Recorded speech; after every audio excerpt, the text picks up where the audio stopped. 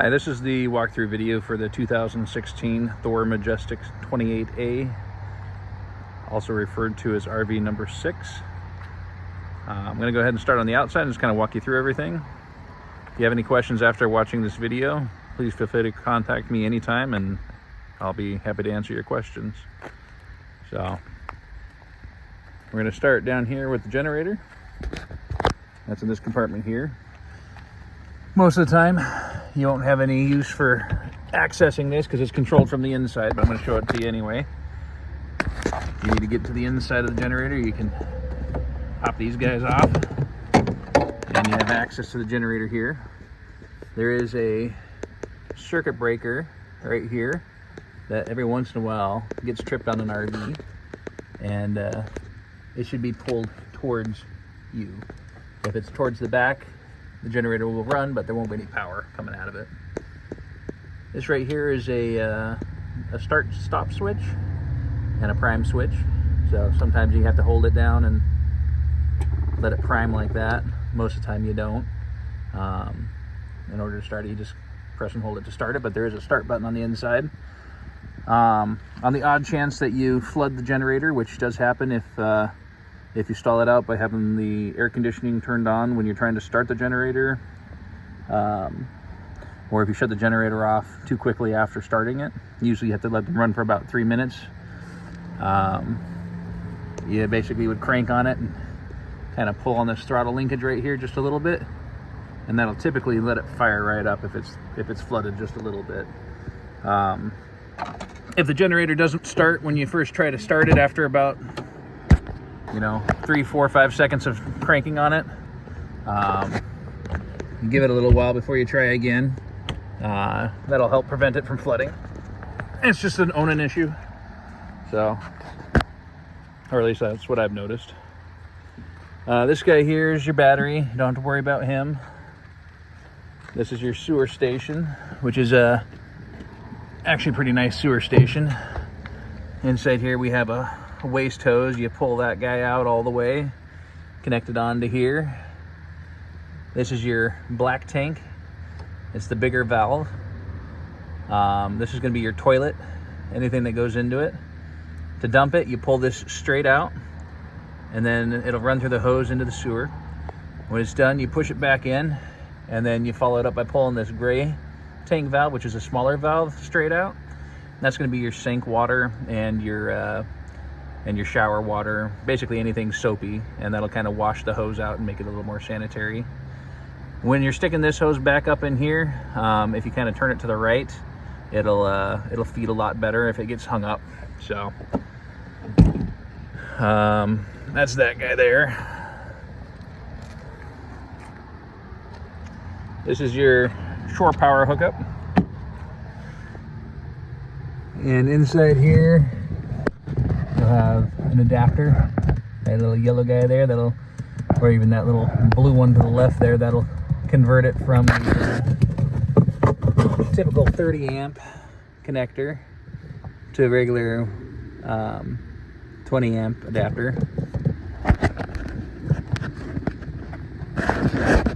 Moving you around like that.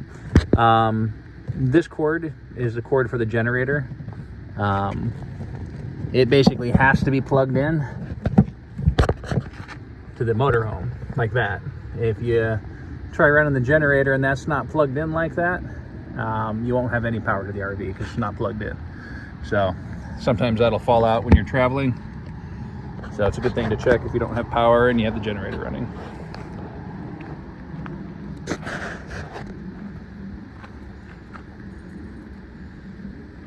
And gas tanks here on the driver's side. It's regular, cheap, unleaded fuel. Nothing fancy.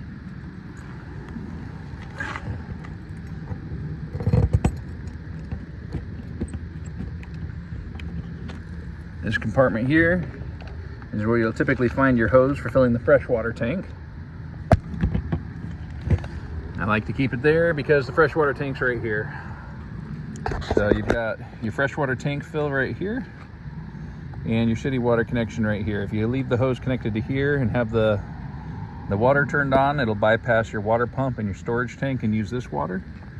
And then if you want to fill this guy up, you just pull the cap, set the hose inside, and just let it fill up until it starts to gurgle and start to come out of here. You don't want to leave this unattended because it can overpressurize the hose that's in there and the tank itself and cause damage and water leaks, both of which are very undesirable. So this is one of the storage compartment doors. There's actually 3 of them. There's another hose inside here. And there's a table on the other side there that blue box is sitting on. That blue box is leveling blocks. You got some camping chairs and an extra water hose in here. There's a key lock box right here that has a spare key inside of it in case you need it. The code will be provided when you're picking up the RV. You'll notice that there's another door here and another door there. It's a very large storage compartment. It's one of the better features on this thing, I think. I'm not going to show you them to you on the outside, but you can access it all the way around. That black box over there, that's just a light switch for these 2 LED lights back here. Usually not useful in Alaska during the summertime, but towards the fall it can be kind of nice. Just make sure you turn it off. Underneath this circular cutout there is a spare tire. In the event of a issue with a tire, we typically would not recommend the renter to do anything themselves due to insurance and liability issues. We would prefer it if a tow truck came out and took care of the tire issue. So apologize for my rear bumper there. It got bumped once and started shedding paint, and it needs to be repainted and redone. So hopefully by the time you rent it, it'll be redone, but if not, then you don't have to worry about it. The basket and the cooler don't always come with it. We do try to provide them for people that are going out fishing, just to keep the fish on the outside of the motorhome as much as possible to minimize risk of contamination. Obviously it does have a tow hitch on it, so if you want to tow anything, just let me know, but I do need to know in advance.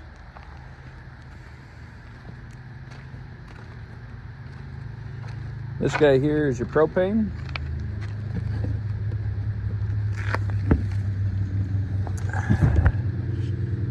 And it actually does read full. A lot of times these only will get up to 3/4 when you fill them up. So if you fill it up and it's between 3/4 and full, then we know it's full and it's okay. This is your on-off for your propane. Left is open, right is closed. So there's your capacities right there. That's a 12-gallon tank. This will typically last most renters almost 2 weeks of use before they have to fill it back up. This guy here, this is just a storage compartment. We have a privacy shade for the outside of the RV that kind of goes on the outside here around the windows and the windshield to give you darkness and privacy.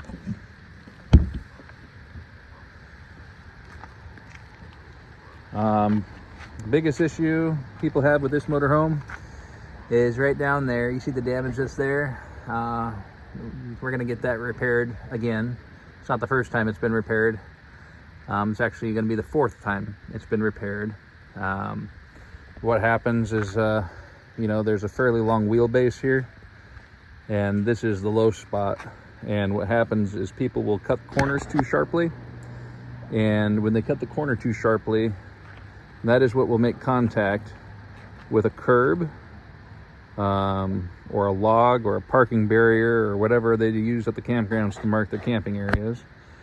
I've also had it where this tire goes off of the pavement, going around a corner too sharp, and drops down, and that hits the pavement. And unfortunately, this is about $4,000 or $5,000 worth of damage every time it happens, which, you know, typically goes on the insurance, but, you know, the $1,000 insurance deductible comes out of the security deposit. So it's something we all want to avoid, but to fix it, they have to completely strip off everything from there all the way across and redo the metal structure that's supporting there and everything.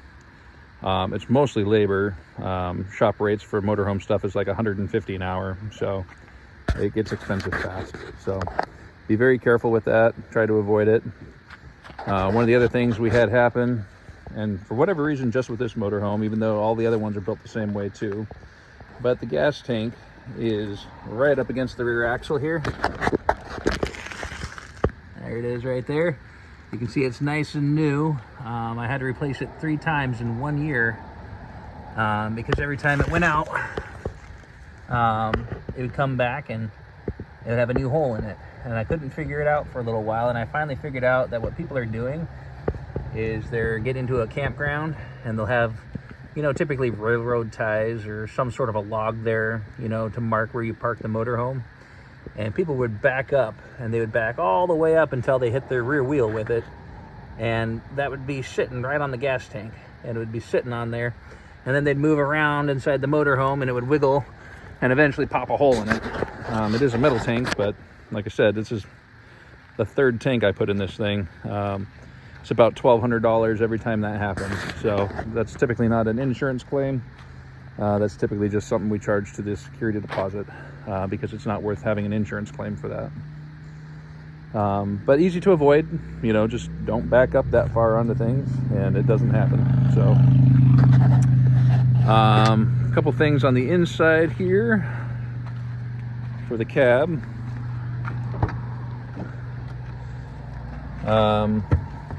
This doesn't actually do anything. It looks pretty, but I had to replace this door panel, and this particular RV did not have it doesn't have power mirrors, but the only door panel I could find had the window switch set up on it, and I didn't want to have a hole in it, so I put a switch blank in it. So doesn't do anything, just covers a hole. Power windows, power locks work.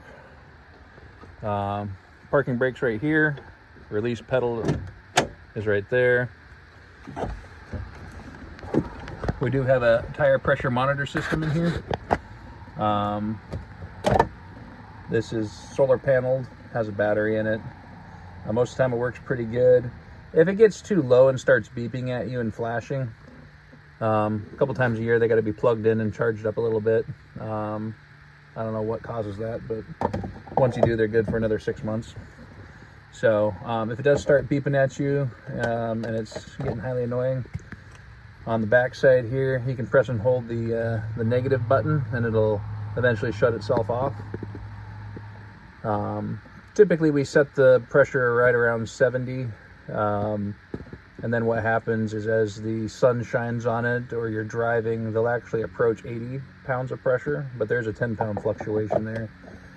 If you do notice a tire getting down to like, you know, to the 50s, that generally would indicate that there is a leak of some sort going on. My tires are usually pretty new. We try to keep up on that. I've got a account with a company out here. I'm only paying $96 per tire, so I change them out as soon as it looks like they need it. So typically we don't have any issues unless they're punctured or something weird's happening. So let's see, other than that, it's just a regular truck. You got cruise control settings here, got your radios, AC hookups right there. This is just a blank, doesn't do anything. This is a blank, doesn't do anything. Air conditioning, you know, needs to be on normal AC or max AC and set to cold. Got another plug-in adapter right there. And yeah, other than that, it's a pretty basic vehicle. You know, when it comes to chips in the windshield like these guys, basically what I do is we charge $100 per chip. You know, if it gets more than 3 chips on it, or it's an obstruction to the view, then it's a replacement, which is about $450. That would be something that comes out of the security deposit. Insurance doesn't cover that. If you do have windshield replacement coverage on your personal insurance, there is a possibility you could use that to cover it. But just better to give people a little bit of space especially in Alaska. Our roads have lots of gravel bits on them, so we refer to broken windshields as Alaskan windshields because every time you go by a car, they're all broken and cracked. So on the interior here, I guess I should mention there's a door catch right here to keep the door from banging on the RV and from blowing around in the wind. To separate the screen door, you just press this down and you can close the screen door. And close this dude here. That'll kind of keep the bugs from coming in.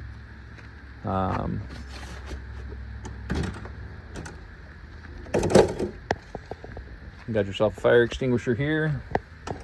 Light switch here. Turns on the puddle lights. They're easy to forget that they're on, so you know, make sure they're off, otherwise it'll kill the battery. This guy here is for the porch light. Again, not really useful in Alaska in the winter, in the summertime.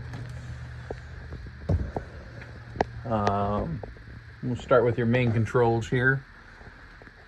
This is your main control panel. Hot water heater. When you turn it on, this light will turn on for a moment.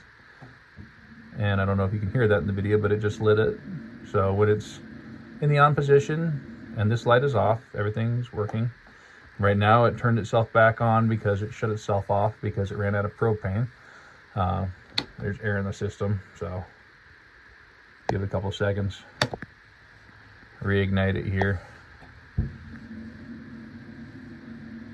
And we'll give that a second. Sometimes it takes 2 or 3 times if you got air in the system from running it out of propane or having the propane shut off and then continuing to use it until all the propane's out of the lines. So this does have a solar panel on it. It is not a big solar panel. It's one that was on there when I got it. It really just makes it look like you always have battery power when sometimes you don't. So don't be fooled by it. It's basically a battery maintainer, not a battery charger. Generator hours are displayed here.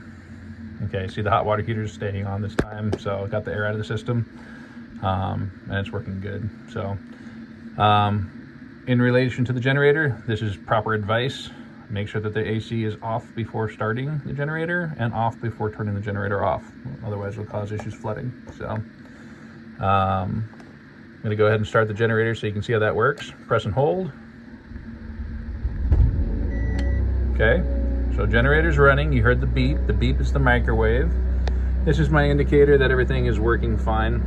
When the light's on there, that means that everything's working and you got power to the motorhome. So I have to leave the AC running for a little while now so that it doesn't flood. So I apologize for the noise.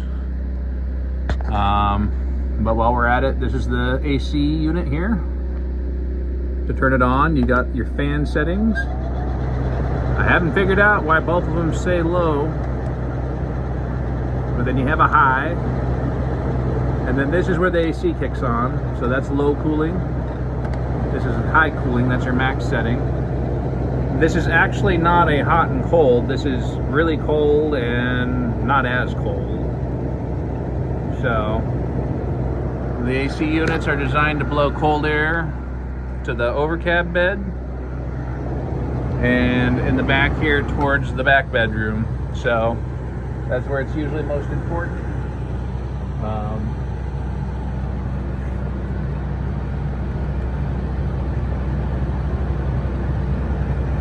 So yeah, that's that guy there. Sorry, I just noticed something I gotta fix. But so we're gonna go ahead and we're gonna turn this back off.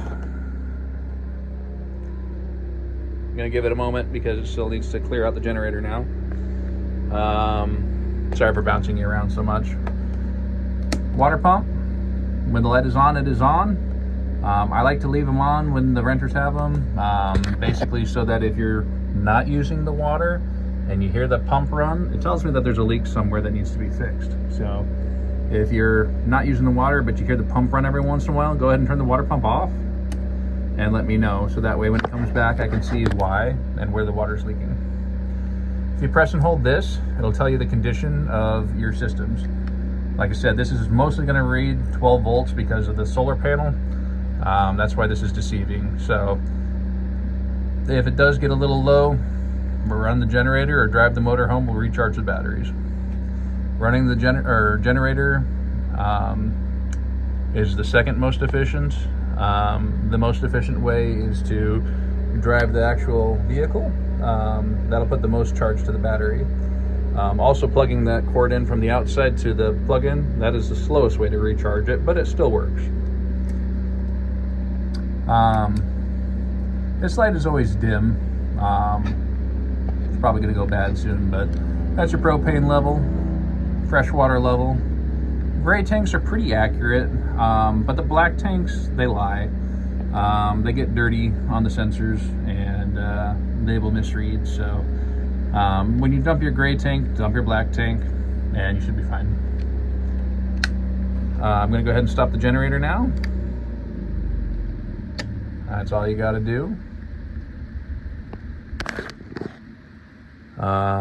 Let's see. Next important thing down here is your thermostat. If you click it all the way over to the left like this, then it is in the off position.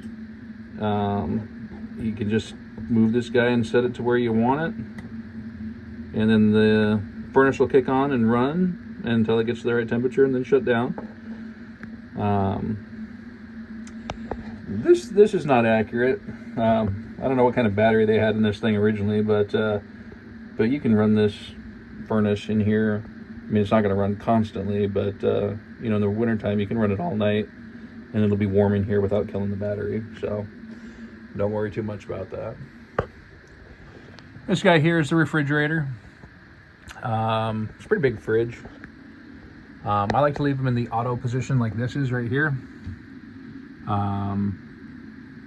You can manually switch it to gas like that, which is kind of weird because it looks like it's turned off, but it's not. When it's on auto, when the generator's running, it will be running on 120 volts. Or if you're plugged in, it'll switch over to that. But if you're not, then it'll run on propane, and it's very efficient on propane. Actually works better on propane than on gas. Or, sorry, I said that wrong. Better on propane than electric. But unless you have this light flashing or it turned off, then it should be working just fine. So, you know, got a nice size freezer there. Give you a comparison with my hand here. My hand's like 6 inches long or something like that, I don't know. On the inside here, a couple things to notice. This tray right here, a lot of people remove to make more room, but this catches all the condensation that runs down these guys, channels it to that hole, which goes into that little door catch right up there, which goes to a hose that goes outside the RV to prevent water from getting in all over your food and from also running out and destroying the you can see it right there, actually. That's where that comes from. That's the water damage from people doing that. So something you kind of want to watch out for. I apologize, half the time these lights don't work, so try to keep up on them. But these drawers right here, they're about 70 bucks a piece, so you don't want to overfill them or try to cram stuff in and then shut it on it, because they're kind of expensive.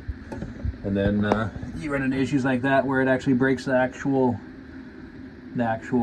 fridge door.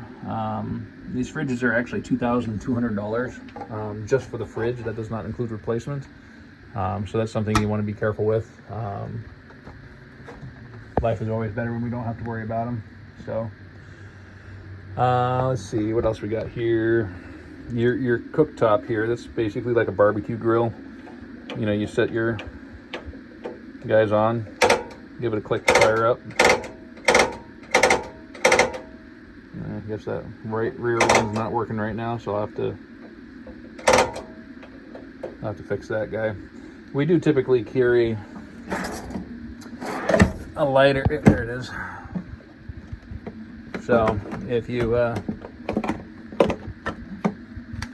run into that situation where it's not turning on, you can just manually light it like that. Sorry, did it without looking, but you know. So like I said, it's basically a barbecue grill. Just make sure they're turned off when you're done, just to prevent any unpleasantries. If it's really cold in here, you can leave this on for like 3 minutes and then turn it off, and it's actually pretty hot in here after 3 minutes. So it does put a lot of humidity into the camper though. So there's a shade here that kind of rolls across the front. Broom and dustpan in the corner here. This couch here, a couple things. I'm gonna go ahead and see how it's making contact there. I'm gonna move this seat forward.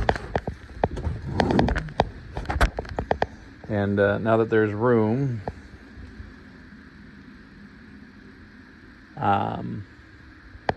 sorry, get distracted, I apologize. You can actually pull this up, drops into a bed. Also on the inside here, sorry, when you're putting it back, you got to pull up on it a little bit.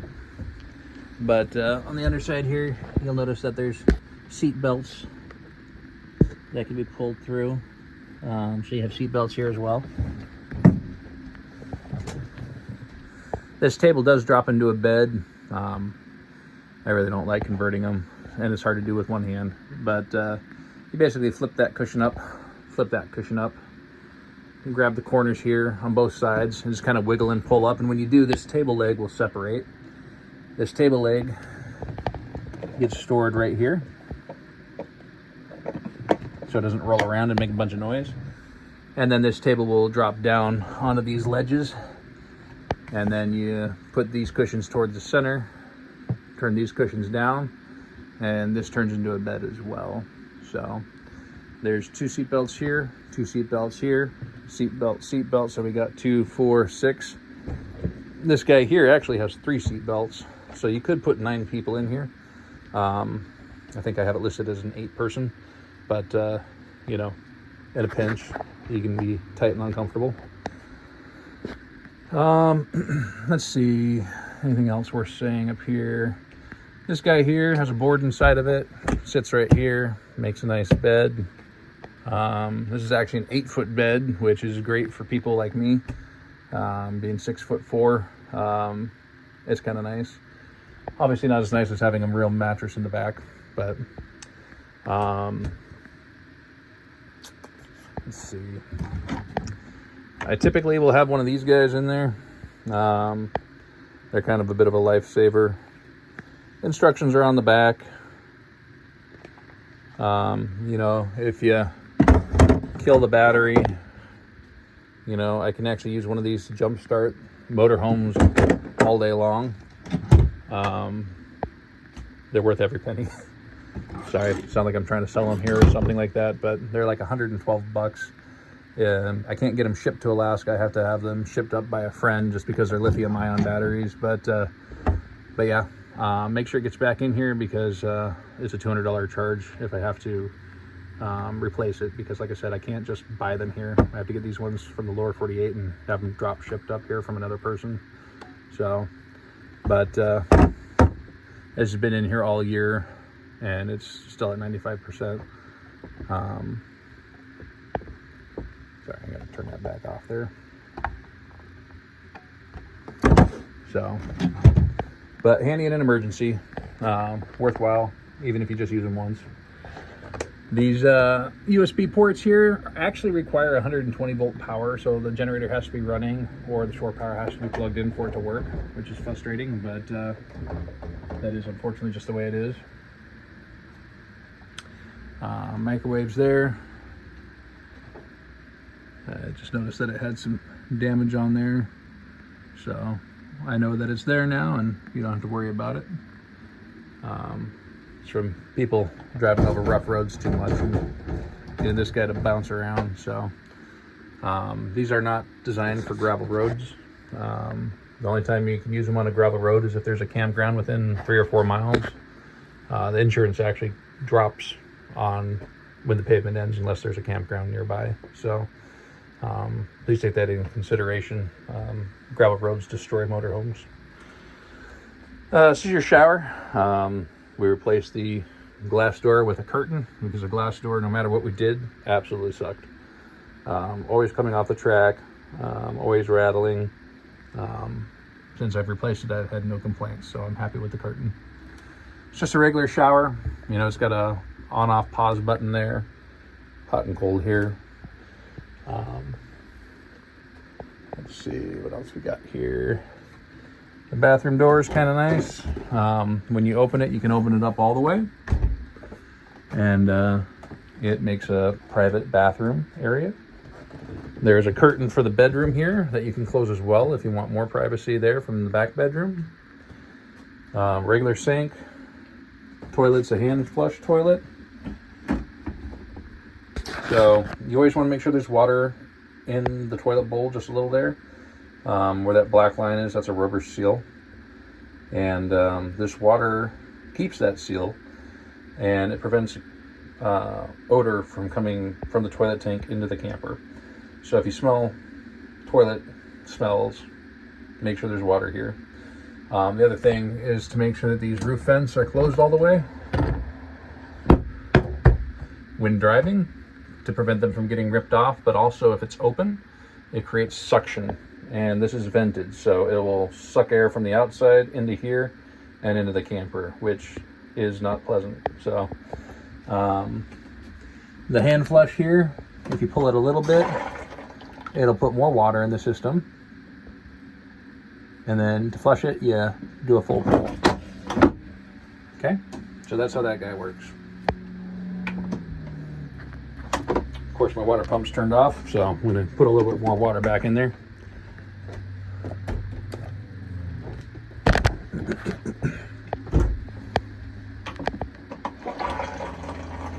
And in case you forget, there's instructions right there, so kind of nice.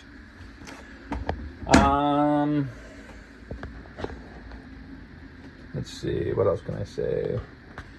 The back bedroom here, got some nicer shades. The Alaska summers are very bright all night. I mean, unless you're coming later in the season. So there's that switch right here. It does these puddle lights. Oop, other side here. It does the puddle lights there. This is the one that people accidentally hit when they're getting up and they don't realize it and leave it on. In the daytime, it's really hard to notice that they're on unless you look. So, and then yeah, storage for your clothes, obviously, reading lamps. That wonderful looking contraption back there is a 12-volt port that I put in for people that want to use a CPAP machine. If you have the 12-volt adapter for yours, which I highly recommend, you can run it pretty much all night on the battery without running a generator. So that is why we have that guy there, where you can use it to charge your phone. So everybody wins, except I need to make it look nicer. So apologize for that. Let's see.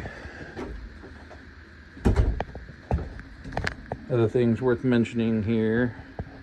Got your fuse panel down here. If something's not working and there's a blown fuse, you'll see a light inside there, a little red light. That's kind of what it looks like on the outside here, or inside. The fuses on the right run the 12-volt stuff, and then the fuse, or the circuit breakers on the left do the 120-volt stuff. So if some of the 120-volt stuff isn't working, you can see if one of these guys is tripped. They should all be flipped towards the center. If they flip towards the out, then they've been tripped. So that's that guy there. We do have a smoke alarm, and we do have a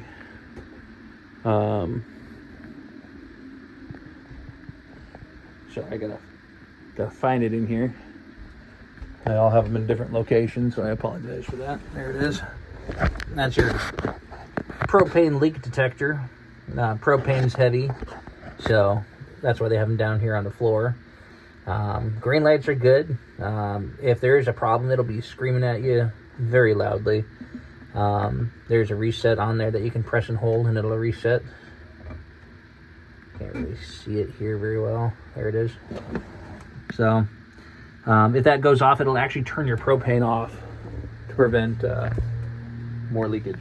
So let's see. I think that's everything on the motorhome that I can think of mentioning. The driving advice I can give you is to make sure that you have at least 14 feet of clearance. So no drive-throughs. The pickup area at the airport is too small for these to fit into. The other thing is this thing has a bigger booty on it. So if you're at the gas station and you're pulled up to one of those concrete barricade pillars and you start pulling out and immediately start turning, this guy's going to swing over and that barrier is going to hit this and destroy the back half of the motorhome. Fortunately, that hasn't happened to one of mine yet, but it's a very common damage thing. It's extremely expensive, definitely an insurance claim. Because again, the whole side of the RV has to be replaced at that point. Extremely expensive. So, lots of labor. So swing wide, stop early, increase your following distance. And then, yeah, I mean, as far as driving goes, you know, 65, 70 miles an hour on good road, not a problem. You will get to a point where you're maybe going up north, and we have what we call frost heaves. If you ever see any road cones on the side of the road, or, you know, a sign that does say dip or bump, take it very seriously, because they're typically pretty major. I've personally gotten airborne in one of these before, and you know, obviously that can cause a lot of damage to one of these because they do sneak up on you. This is typically from north of Denali up into the Fairbanks area all the way down to Glenallen, and back down to Glacier View. That whole upper area there is typically where we get those. They can show up pretty randomly. You know, if you see a bunch of skid marks coming on the road, they're typically there because people hit the bumps and slam on the brakes. That is not the right way to react to them. You're better off if you hit one to just let it roll right on through it, because slamming on the brakes while you're going over a huge bump like that is actually a lot worse on the machine, and easier to lose control. So fair warning about those guys. But yeah, that's the 2016 Thor Majestic 28A. If you have any questions after watching this video, feel free to contact me and I'll do my best to answer any questions you might have. And otherwise, I hope you guys have a wonderful trip. Thank you. Bye.